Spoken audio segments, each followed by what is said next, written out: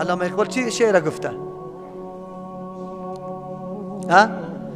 قوت افرنگ نه از چنگور باب. خب متوجه باشی شعر بسیار عیناً تمثیل میکنه روزگار فیریله که دنیا استعمار چی میکنه و ما چی میکنیم. قوت افرنگ نه از چنگور باب، نیز رقص دختران بی حجاب.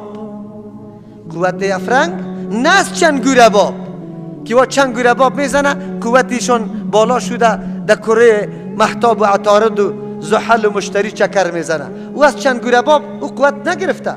نیز رقص دختران بی حجاب، نیز سحر ساحران لالروست.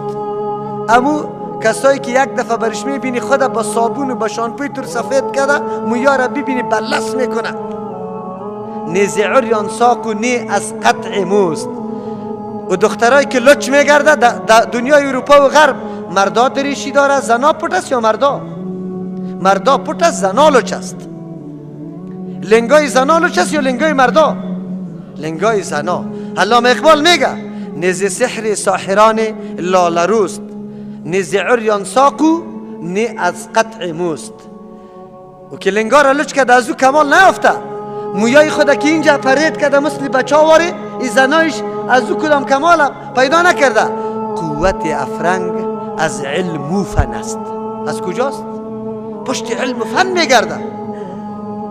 از همین آتش چراغش روشن است. از همین آتش چراغش روشن، از علم و فن چراغش روشن است. چی میگه؟ باز چی میگه؟ حکمت از قطع برید جامه نیست. حکمت از قطع برید جامه نیست. علمی که آدم حاصل میکنه دی نیست که دریشی پوشیده ای، کالای ساده پوشیده ای، چپن پوشیده ای، نپوشیده ای. دی حکمت نیست.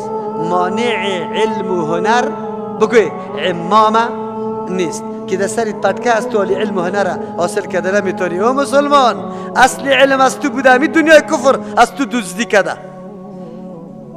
بنیاد اختراعات جدید کلش مسلمان گذاشته، دنیای کفر از ما دزدی کرده. ولی در مشتری چکر میزنه. تو اینجا خود نساختی، به مود دینی که عقیده داشتی نه خود وفا کردی، رفتی ولی تقلید از واره کرده رایستی.